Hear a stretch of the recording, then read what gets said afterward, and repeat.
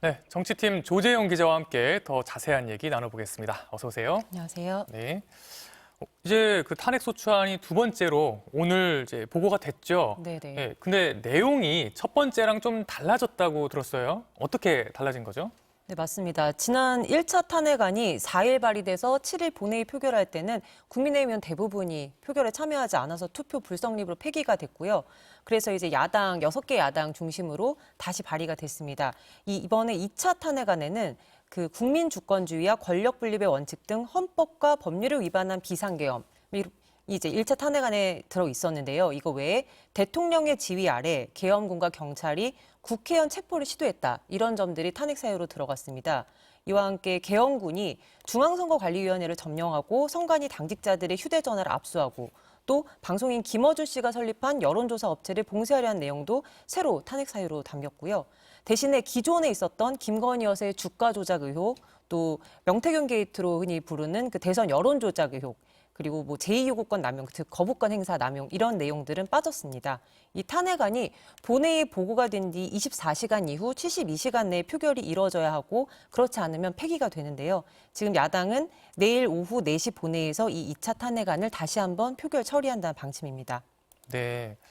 그러니까 결국은 지난 1차 탄핵안 때와 이 2차 탄핵안 사이에 일주일의 시간이 있는데 네. 그 전에는 알지 못했던 내란과 관련한 각종 의혹들이 지금 증언을 통해서 쏟아져 나왔어요. 네. 그리고 새로운 놀라운 사실들이 나오면서 그것들을 이제 새로운 탄핵안에는 다 포함을 시킨 거네요. 네, 그렇습니다. 그러면서 결국 이제 내란에 집중을 했다 이렇게 보면 되겠죠. 네, 맞습니다.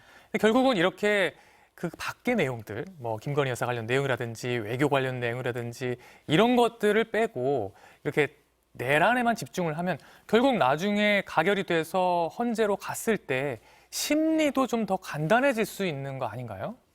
네, 그 법적인 절차를 진행해 봐야겠지만 지금 이 12.3 내란 같은 경우에는 그 절차적인 면 그리고 실체적인 내용 면에서 위헌성, 위법성이 지금 상당히 많이 드러나고 있고 이 탄핵안에 들어가지 않았지만 오늘 하루만 해도 굉장히 많은 증언들 그리고 새로운 의혹들이 제기가 됐잖아요. 이런 부분들이 아마 충분히 판단할 수 있을 것으로 보입니다.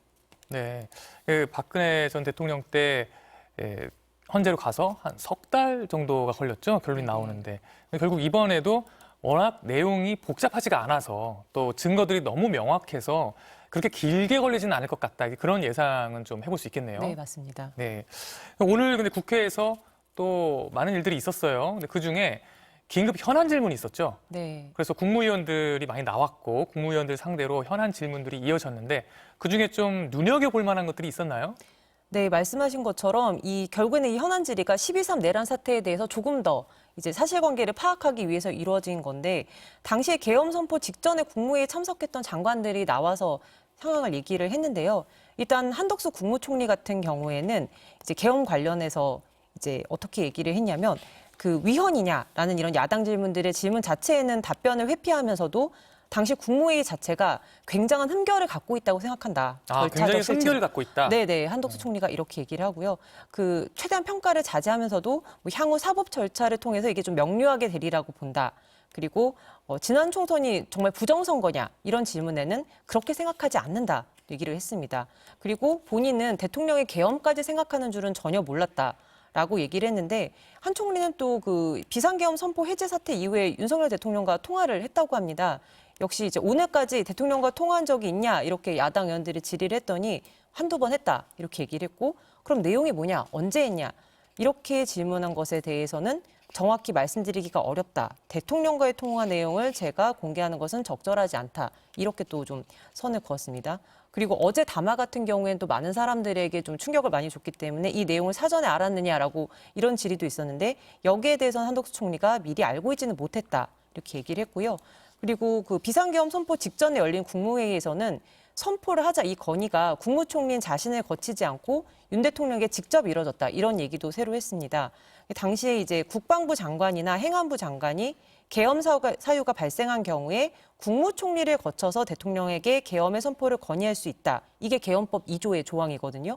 그런데 한 총리는 나를 거치지 않았다라고 얘기하면서 이것은 사실 분명 법에 따르지 않은 것이다. 그래서 앞으로 여러 절차에 따라 국민이 판단을 내릴 것이다. 그리고 그때는 워낙 보고가 없었기 때문에 이게 합법이냐 아니냐 말할 필요도 없는 상황이었고 당시에 모든 국무위원이 반대하고 걱정했다. 이런 얘기까지 했습니다. 네.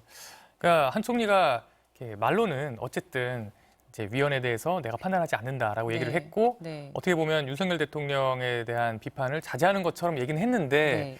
그 내용들을 보면 결국은 윤석열 대통령이 얘기했던 것에 대해서 다 잘못됐다라는 걸 시인한 거잖아요. 네, 그렇죠. 네, 뭐 형식도 그렇고, 네. 뭐 국무회의 내용도 그렇고, 네. 뭐 부정선거 의혹에 대해서도 그렇고, 결국은 뭐 다 시인을 한 뭐 그런 네. 상황이네요. 그렇죠. 그리고 다른 예.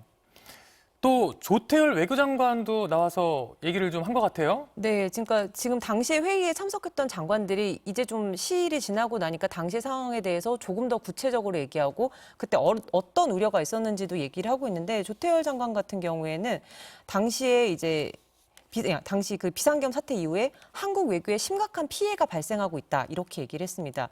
왜냐하면 지금 사실 대통령이 출국 금지를 당하고 있는 상황이잖아요. 그래서 야당 의원들이 이렇게 되면 외교에 굉장히 큰 공백이 생겼다. 외교 비상사태 아니냐라고 물어봤더니 조태열 장관이 심각한 데미지, 그러니까 심각한 피해가 있다고 생각한다. 이렇게 얘기를 하고 이 법무 헌정 질서가 회복되면 빠른 시일 내에 정상화되리라고 생각한다라고 얘기를 했고요. 당시 이제 국무회의에서 반대 입장을 표명했던 것으로 알려져 있거든요. 조 장관 같은 경우에는. 그래서 이게 외교적 파장뿐만 아니라 대한민국이 지난 70년간 쌓아올린 성취를 한꺼번에 무너뜨릴 수 있을 만큼 심각한 문제다. 그래서 재고해달라. 이런 말씀을 그때 수차례 국무위원들이 있는 자리에서 간곡히 요청드렸었다. 이런 얘기도 했습니다. 네. 지금 더불어민주당 정청래 의원이 지금 화상으로 연결돼 있다고 하거든요. 정 의원이랑 말씀 좀 나누고 다시 얘기하도록 하겠습니다. 네.